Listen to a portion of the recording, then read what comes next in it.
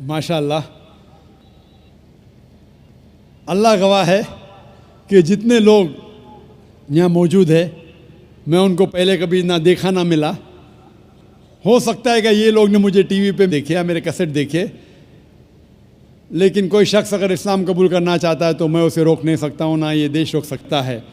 मैं आपसे ये पूछना चाहता हूँ भाई साहब, क्या आप पे किसी ने ज़बरदस्ती की इस्लाम कबूल करने के लिए? जी नहीं। किसी ने कोई फोर्स किया? जी नहीं। एनी फोर्स माली या ताकत का? कुछ नहीं। आप अपनी मर्जी से करना चाहते? जी हाँ। आप मानते हैं कि एक खुदा है? जी हाँ। आप ये मानते हैं कि मोहम्मद सल्लल्लाहु अलैहि वसल्लम उसके आखिरी पैगंबर है? ज़रूर। इंशाअल्लाह मैं अरबी में कहूँगा और आप उसे दोहराइए।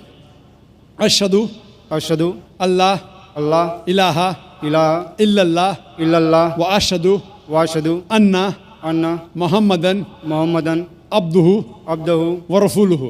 व रसूलहु।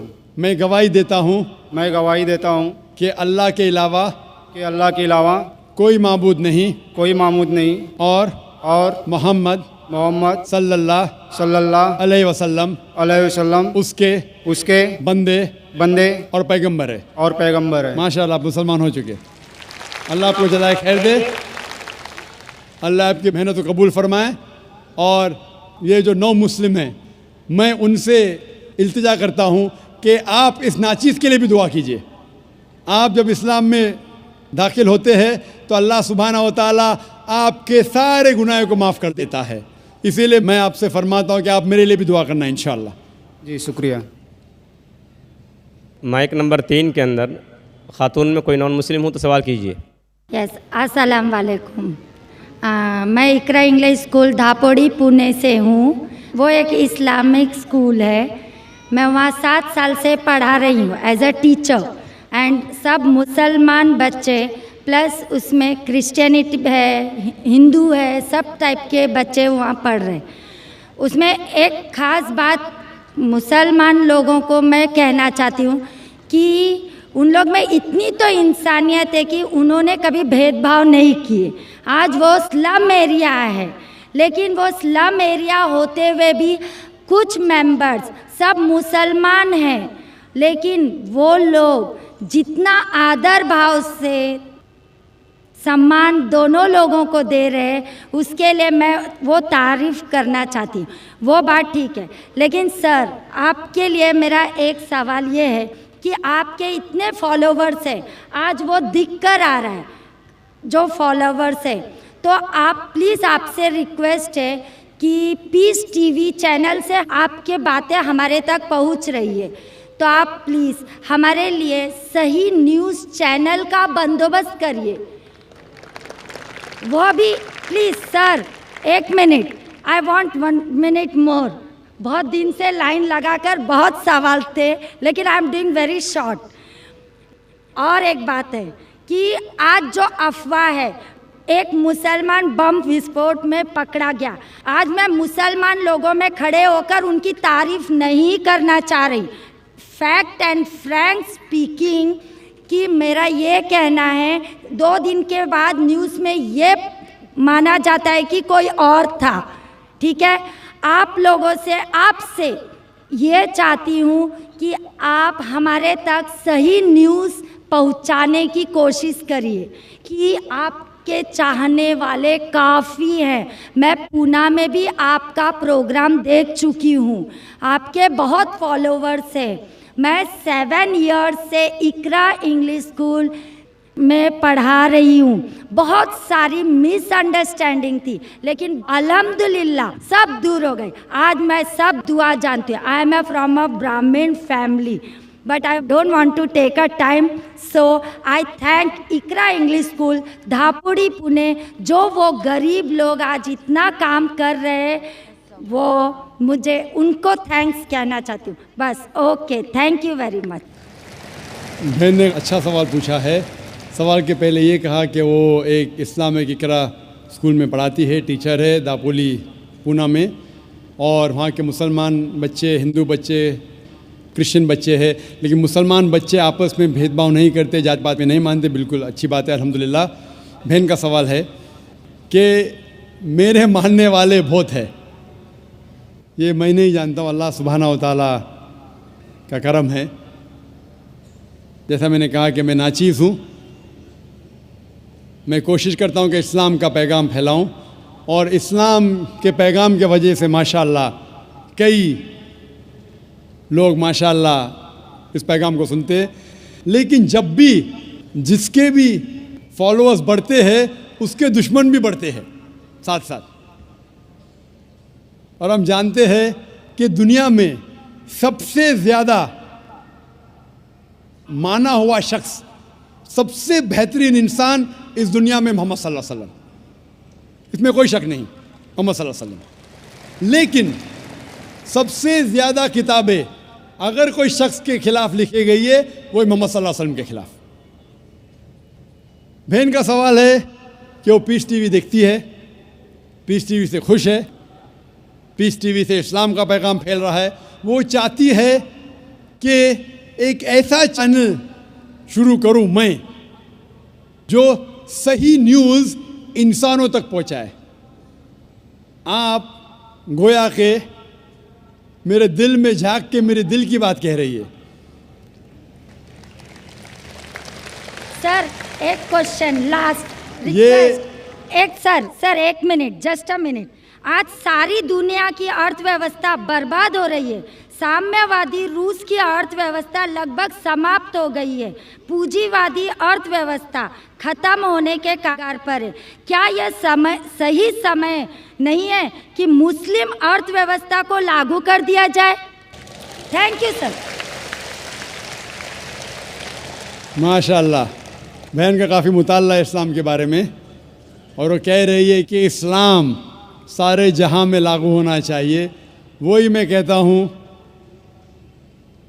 This Quran is the constitution. हर मुल्क का कॉन्स्टिट्यूशन होता है, ये इंसानियत का कॉन्स्टिट्यूशन है कुरान। इसीलिए इस कॉन्फ्रेंस का टाइटल है peace the solution for humanity. Islam इंसानियत के लिए हल। जितना इस्लाम फैलेगा उतनी ही इंसानियत की मुश्किलात दूर होगी। और ये कुरान इज़ द कॉन्स्टिट्यूशन। अगर ये कॉन्स्टिट्यूशन सारी दुनिया में लागू हो जाएगा, इंशाअल्लाह इस दुनिया के इंसानियत की सारी मुश्किलात दूर हो जाएंगी।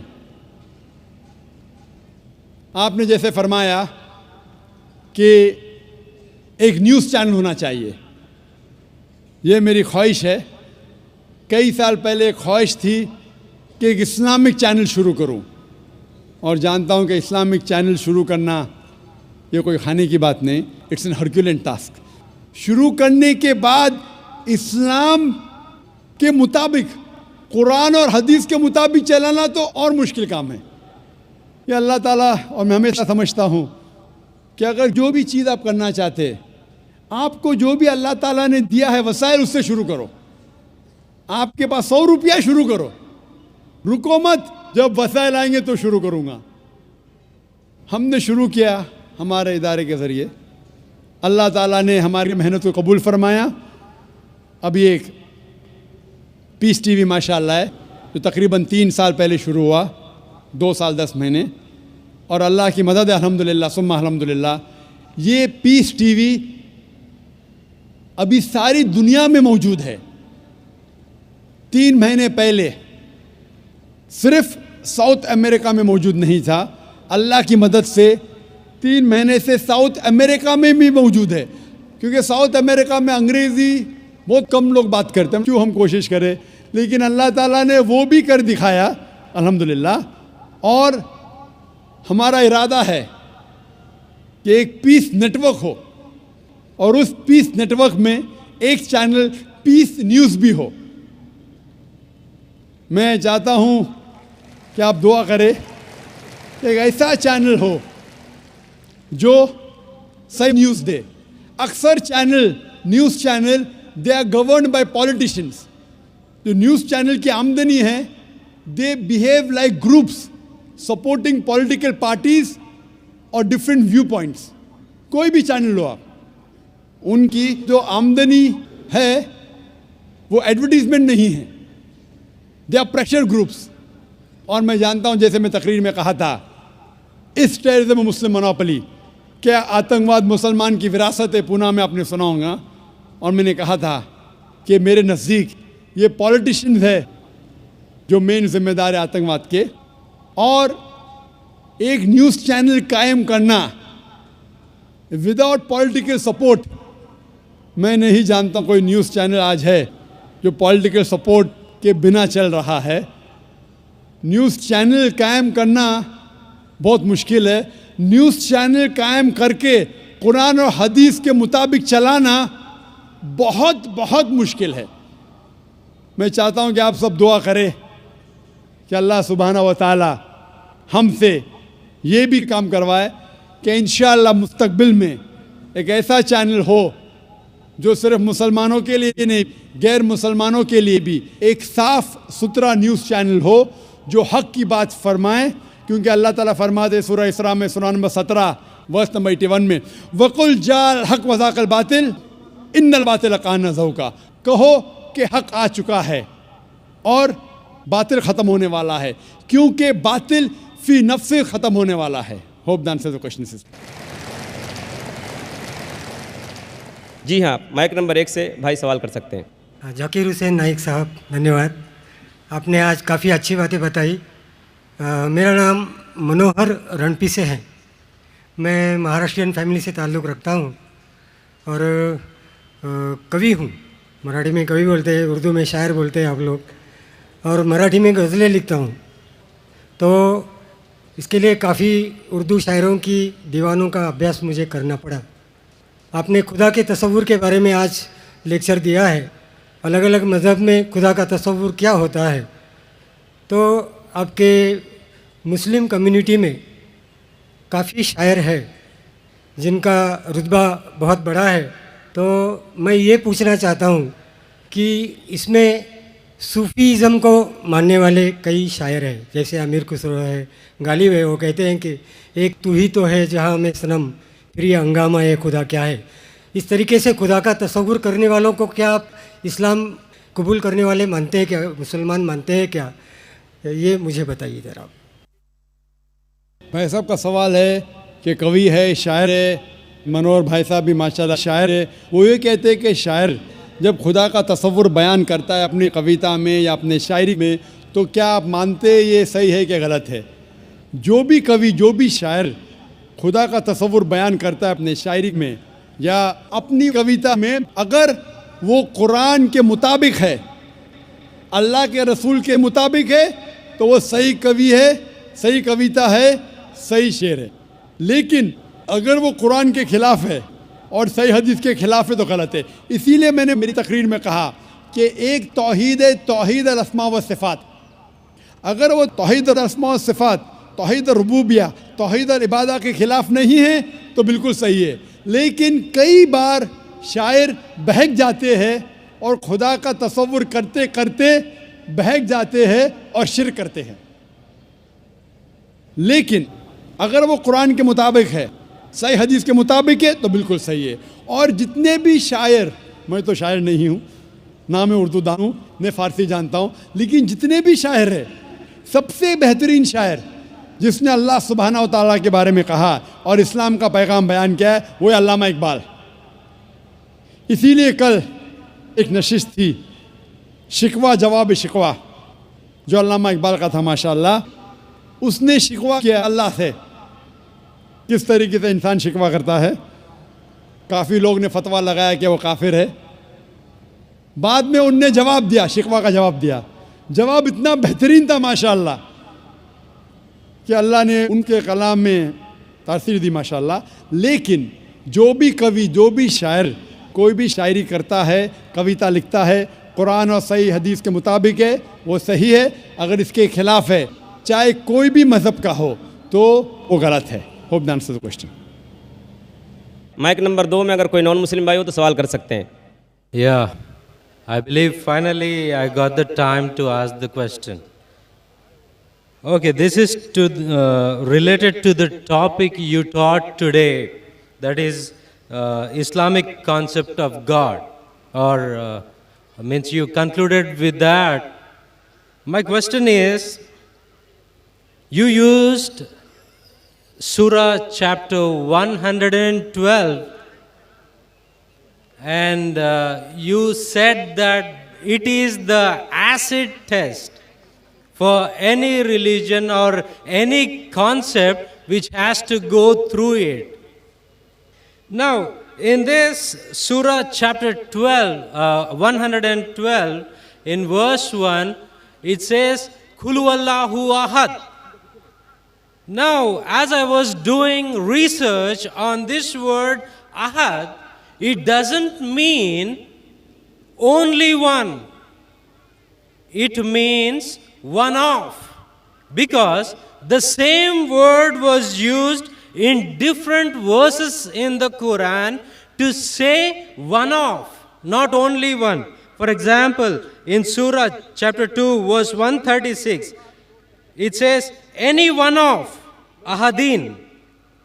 Surah chapter 2, verse 285, it says, any one of Ahadin, any one of his messengers, any one of was translated from the Arabic word Ahadin. Yeah, my question is that it is a deliberate mistranslation. And second question is, Brother, one question at a time because time is limited. Please may I know your name? Peter. Peter भाई ने माशाल्लाह अच्छा सवाल पूछा है और मुझे खुशी है कि आप कुरान पढ़ रहे हैं। मुझे कोई गिला शिकवा नहीं, भले आप कुरान में गलतियां निकालने के लिए पढ़िए, मैं बहुत खुश हूँ। आप कुरान पढ़ेंगे तो ही पता लगेगा कुरान कितनी पाक किताब है। भाई साहब का सवाल था जो सूरह इखलास सूरा नंबर 112 जो मैंने बयान किया, लिटमस टेस्ट फॉर थियोलॉजी, उसकी पहली आयत है कुल हुवल्लाहु अहद, कहो कि अल्लाह एक है। ये कहते हैं अहद की मानी एक नहीं है, अहद की मानी है वन ऑफ देम। एक नहीं है, वन ऑफ देम है। It is not one, it is one of them. और वो हवाला दिया सूरह बकरा के सूरा नंबर 2 और कई हवाला देते टाइम पे ये कहा, जब आप सूरह बकरा की आयत बयान कर रहे थे उसमें लिखा था अहदिम, अहदिम इज़ वन ऑफ, अहद इज़ ओनली वन। तो आप खुद, भले आप अरबी नहीं जानते, कुरान में लिखा है सूरह इखलास सूरा नंबर 112 आयत नंबर 1, कुल हुवल्लाहु अहद, वहाँ है अहदिम, तो God is one. When you add अहदिम इट इज़ वन ऑफ, तो अहदिम मीन्स वन ऑफ, अहद मीन्स वन। तो आप खुद जानते हैं कि दोनों अल्फाज, द फर्स्ट सूरह इखलास चैप्टर 112 वर्स नंबर 1 सेज कुल हुवल्लाहु अहद, say there is Allah one and only, कि अल्लाह सुब्हाना व तआला एक है। अहदिम में इज वन ऑफ, तो दोनों लफ्ज़ में एडिशन है, सूरह बकरा में एडिशन है, इसीलिए उसके मानी है one of them. Ahad means only one and nothing else, Ahad means one of them. तो आप भले अरबी नहीं जानते, ये जान सकते हैं कि दोनों अल्फाज हू बहू वो ही नहीं हैं। द फर्स्ट पार्ट अहद means one and that means only one God. Hope that answer the question. Mike number 3 में कोई खातून हो, सवाल कीजिए। जी सिस्टर। एंड अस्सलाम वालेकुम, मेरा नाम अर्शिया अंसारी है। पहले मेरा नाम प्रीति सेठी था। I use to belong to a Punjabi family.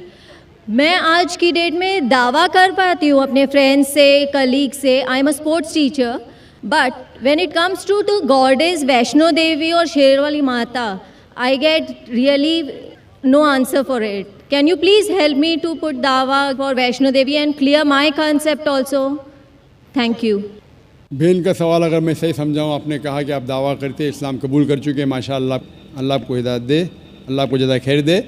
आपका सवाल है कि वैष्णो देवी के मानने वालों से कैसा दावा करूँ? आपका सवाल क्या? उनके मानने वालों, क्योंकि आपने कहा कि वैष्णो देवी से कैसा आप दावा करें। वैष्णो देवी मिलेंगे तो दावा कर सकेंगे, नहीं मिलेंगे तो कैसा करेंगे? जिस तरीके से मैंने आज मेरी तकरीर में मेरा एक हिस्सा था, खुदा का तसव्वुर हिंदू मज़हब में, इस मज़हब में आप बोलिए कि आप जब वेद पढ़ते हैं, वेद में लिखा है यजुर्वेद चैप्टर नंबर 32 श्लोक नंबर 3 में, न तस्य प्रतिमास्ति, उस ईश्वर की कोई प्रतिमा नहीं, कोई अक्स नहीं, कोई फोटोग्राफ नहीं, कोई पेंटिंग नहीं, कोई बुत नहीं, कोई मूर्ति नहीं, कोई स्टैचू नहीं। तो जो वैष्णो देवी जो गॉडेस है, इसकी मूर्ति हो ही नहीं सकती। ये जो उन लोग को मिलता है दूसरी किताबों जो हिंदू मज़हब के नीचे की किताबों में है। लेकिन जब भी कोई हिंदू मज़हब की किताब में टकराव होता है, वेद की बात और ऊंची होती है। ये सबसे ऊंची किताब है। तो वेद से जब देखेंगे, वेद में कहीं भी नहीं लिखा है कि ईश्वर की प्रतिमा है। हिंदू मज़हब में दो किस्म की किताब है, एक है श्रुति, दूसरी है स्मृति। श्रुति मतलब वो किताब जो ईश्वर की तरफ से आई हुई, स्मृति मतलब वो किताब जो इंसानों ने लिखी है। तो इंसानों की किताब में मिलावट हो चुकी है और इसमें कई चीज़ें हैं जो श्रुति के खिलाफ है। तो आप जब मुताला करेंगे, उनसे ये कहिए कि ये श्रुति में नहीं लिखा है। श्रुति मतलब वेद और उपनिषद। जब आप हवाला देंगे, जिस तरीके से मैं तकरीर में दिया हूँ, उस तरीके से इंशाअल्लाह आप अपने दोस्तों को ये दावत दे सकेंगे कि ईश्वर की कोई प्रतिमा नहीं, कोई अक्स नहीं, कोई मूर्ति नहीं, कोई बुत नहीं। Hope the answer the question. कोई प्रतिमा नहीं है, वहाँ पत्थर है। अगर वैष्णो देवी मंदिर जाएंगे, वहाँ कोई प्रतिमा नहीं है, वहाँ पत्थर है जिसकी पूजा की जाती है। प्रतिमा, जब मैं कहता हूँ अक्स, चाहे पत्थर भी हो वो प्रतिमा में आ जाता है। पत्थर को पूजना हराम है। जिस तरीके से मैंने कहा यजुर्वेद में चैप्टर नंबर 40 मंत्र नंबर 9 में अंधात्म भविष्यन्ति या सम्मुति मुपास्ते, अंधकार में वो लोग जा रहे हैं जो लोग कुदरती चीज़ों की इबादत करते, चाहे वो हवा हो, आग हो, पानी हो, और वो लोग और घोर अंधकार में जा रहे हैं जो बनाई हुई चीज़ें, चाहे टेबल हो, चेयर हो, मूर्ति हो या पत्थर को तराशते हैं। ये सब की इबादत करना यजुर्वेद अध्याय नंबर 40 मंत्र नंबर 9 के हिसाब से हराम है। तो पत्थर की पूजा करना भी हराम है। इस्लाम मज़हब में हराम है, हिंदू मज़हब में भी हराम है। चाहे आप उसको तराशो या मत तराशो, इबादत सिर्फ करना चाहिए खुदा की, और उस खुदा का कोई अक्स नहीं, और आप उस खुदा को देख नहीं सकते इस दुनिया में। अपनी आँखों से उस खुदा को देख ही नहीं सकते। लिखा है बाइबल में, कुरान में भी, हिंदू स्क्रिप्चर में, अगर आप खुदा की बराबरी कोई भी चीज़ से कर सके इस दुनिया में, चाहे वो आसमान की चीज़ हो या इस धरती की चीज़ हो, तो वो खुदा हो ही नहीं सकता। Hope the answer the question. Mike number 1 से अगर कोई भाई हो सवाल करना चाहते हैं तो कर सकते हैं। नमस्कार जाकिर साहब, मैं एक हिंदू हूँ और टीचर भी। मैं मराठी अनुवाद का कुरान पढ़ रहा हूँ। उसमें लिखा है एक पुरुष अनेक स्त्रियों के साथ शादी कर सकते। और दूसरा मेरा सवाल है जी हाँ। और तीसरा मेरा प्रश्न है, पहला प्रश्न क्या है? पहला प्रश्न मेरा ऐसा है, नेचुरली एक पुरुष एक ही स्त्री को न्याय दे सकता है, लेकिन कुरान में लिखा है एक पुरुष एक से ज़्यादा स्त्रियों के साथ शादी कर सकता है। हाँ, स्त्री। हाँ, मैं सुनने में ना, मैं जी हाँ। तो आपका सवाल है कि कुरान में लिखा है कि एक से ज़्यादा औरत से शादी कर सकता है इंसान। कर सकते। तो आप उसका जवाब चाहते हैं? और एक सवाल, काफ़ी लाइन लगी है, टाइम भी ख़त्म हो रहा है, कुछ चंद मिनट बाकी है। इस सवाल का जवाब भी बहुत ज़्यादा है। आपके पहले सवाल का जवाब दूंगा। भाई साहब ने पूछा है कि एक पुरुष, एक आदमी एक ही औरत से शादी करता है, लेकिन कुरान में लिखा है कि एक से ज़्यादा से कर सकते, तो इसकी वजह क्या है? आप अगर दिगर मज़ाहिब की किताब पढ़ेंगे, कुरान एक वाहिद मजहबी किताब है जिसमें लिखा है कि एक आदमी एक औरत से शादी करो। आप दिगर मज़ाहिब की किताब पढ़ेंगे तो अक्सर मज़हब की किताब में लिखा है कि आप कितनी भी औरतों से शादी कर सकते हैं। जब आप पढ़ते रामायण, आपकी हिंदू मज़हब की किताब, रामायण में लिखा है कि श्री राम के वालिद की कितनी बीवियां थी? कितनी थी? बहुत से। दशरथ की कितनी बीवियां थी? लेकिन वो ठीक नहीं है ना, उनका थे। ठीक नहीं क्या पूछता हूँ? कितनी बीवियां थी आपसे पूछ रहा हूँ। कितनी बीवियां थी? दशरथ को 4 थे। कितनी थी? 4 थी। आप 4 कहते, चलो मान लिया मैं। 3 बीवियां थी। वो उसमें रामायण में ये नहीं लिखा है कि श्री राम के वालिद ने गुनाह किया। लिखा है? नहीं लिखा है। आप जब महाभारत पढ़ेंगे, श्री कृष्ण की कितनी बीवियां थी? कितनी थी? लेकिन ये ठीक नहीं है ऐसा मेरा बोलने का। श्री कृष्ण ठीक नहीं किए?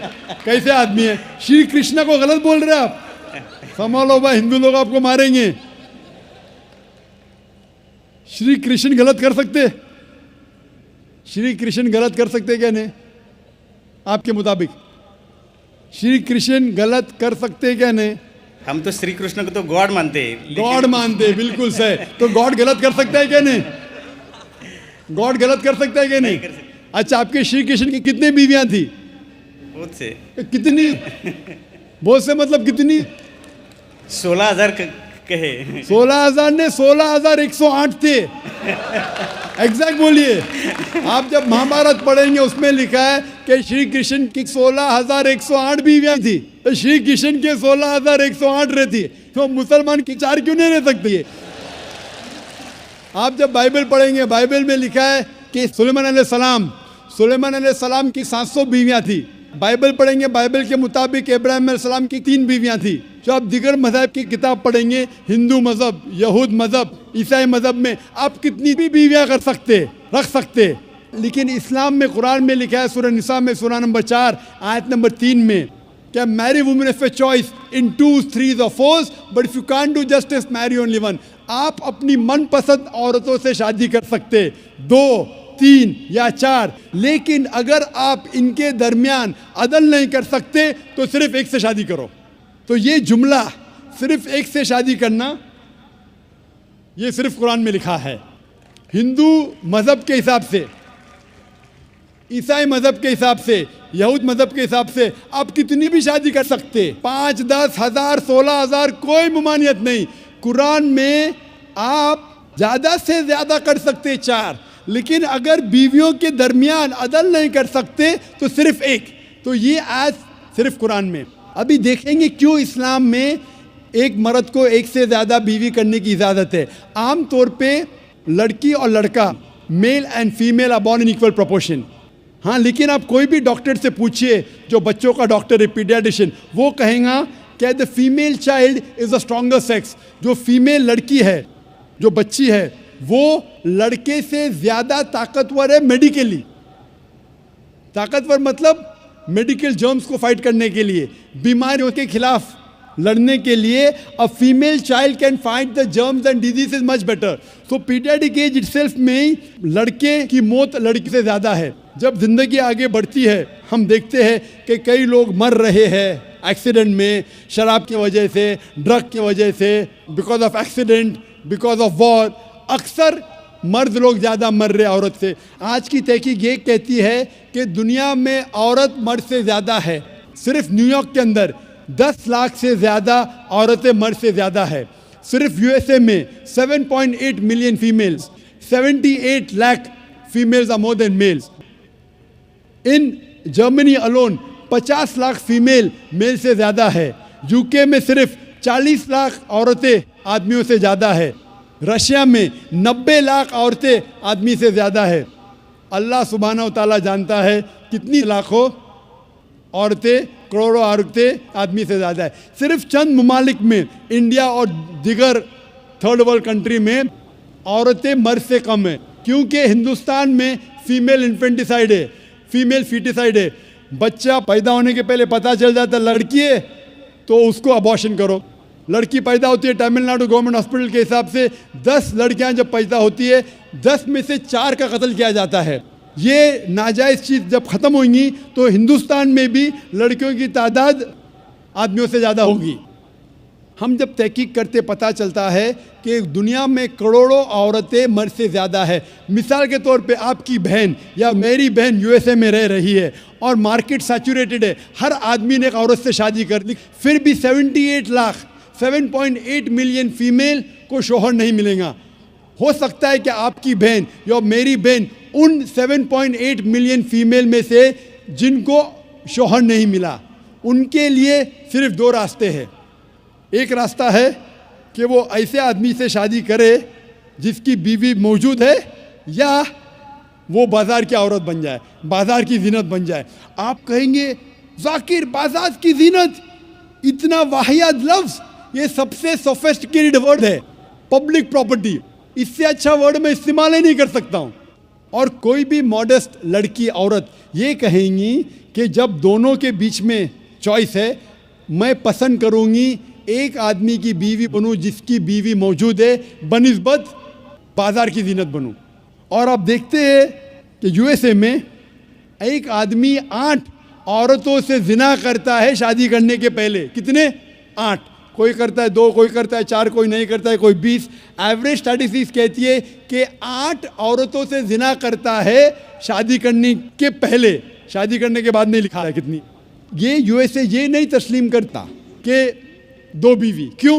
इस्लाम में जब एक औरत एक आदमी की बीवी बनती है, जिसकी बीवी है, दूसरी बीवी बनने के बावजूद उस औरत को इज्जत मिलती है, उसकी आबरू रहती है, उसको सारे अपने हुकूक मिलते हैं। जब बाज़ारी औरत को, बाज़ार की जीनत की औरत को अपने हुकूक नहीं मिलते, उसकी इज्जत नहीं रहती, उसकी आबरू नहीं रहती। इसीलिए इस्लाम में कुछ आदमियों को एक से ज़्यादा बीवी करने की इजाज़त है, ताकि औरतों की इज्जत इस दुनिया में बरकरार रहे। Hope that answers the question. वक्त की कमी होने की वजह से सिर्फ हम एक आखिरी सवाल कबूल कर सकते। एक आखिरी सवाल। जी, मेरा नाम अमित दास है। अस्सलाम वालेकुम। जी, मेरा नाम आशीष है। अस्सलाम वालेकुम। मैं इस्लाम कबूल करना चाहता हूँ। सर, मेरी एक प्रॉब्लम थी सर, क्या घर वाले को कैसे, तो आपकी स्पीच मैंने सुना कि घर वाले को मतलब जो जो बोले उस पर अमल करे सर वो, और आपकी सीडी सर वो मुझे चाहिए थे कि मैं घर वाले के साथ बैठ कर देखूं। माशा, आपका नाम क्या है भाई साहब? जी, आशीष। आशीष। और आपने पहले क्या कहा? सुनाई नहीं दिया। सबसे पहले क्या कहा आपने? सर, मैं अपने घर वालों के साथ। आप अपने घर वालों के साथ अपनी तकरीर सुनिए और चाहते हैं कि सीडी मिले? जी। और उसके अलावा और कुछ कहा आपने? मैं सुनाई नहीं दिया। सर, मैं इस्लाम कबूल करना चाहता हूँ। आप इस्लाम कबूल करना चाहते हैं? जी हाँ। भाई साहब, मैं पूछना चाहता हूँ कि आप पे किसी ने ज़बरदस्ती की? जी नहीं। आप पे किसी ने जोर डाला? नहीं। जी नहीं। आप अपनी मर्जी से इस्लाम कबूल करना चाहते? जी। जी। आप मानते हैं कि खुदा एक है? जी। जी। आप मानते हैं कि मोहम्मद सल्लल्लाहु अलैहि वसल्लम आखिरी पैगंबर है? जी। अब मैं अरबी में कहूँगा, आप दोहराइए।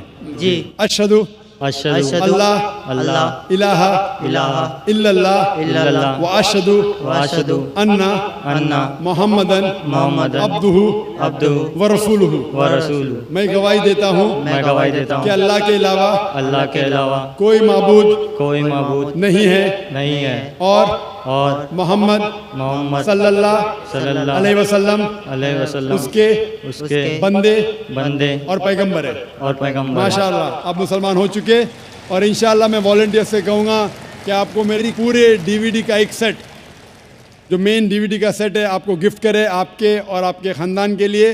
और हम अल्लाह से दुआ करते हैं कि आपकी जिद्दोजहद को कबूल फरमाए और इस दुनिया और आखिरत में आपको अजर दे। एक आखिरी सवाल बहनों की तरफ से और फिर हम सेशन को एंड करेंगे इंशाल्लाह। बहनों में कोई अगर नॉन मुस्लिम बहन हो तो उनको मौका दिया जाए। खातून में कोई बहन हो, कोई नॉन मुस्लिम बहन हो तो कर सकती हैं सवाल। My name is Shweta. I'm a non-Muslim. I've done my BSc. My question is related to shirk.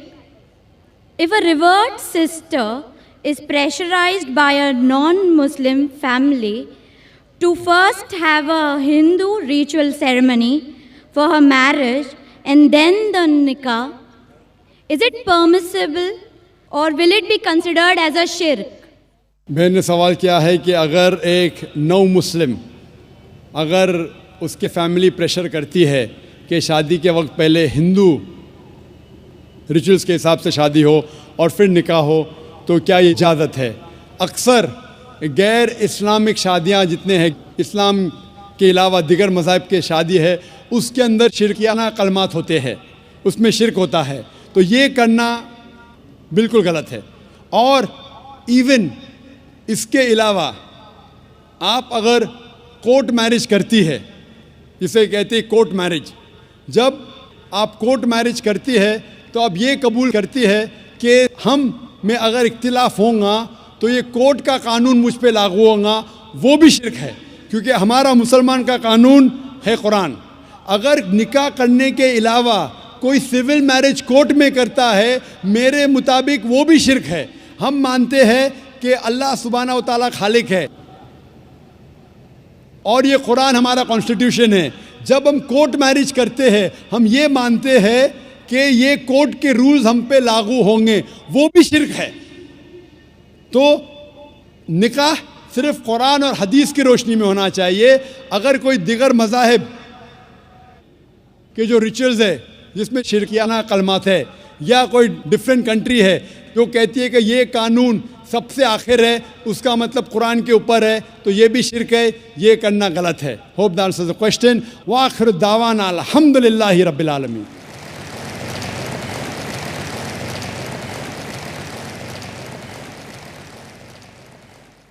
داهمتنا الكروب أغرقتنا العيوب فاكفنا همنا يا حبيب القلوب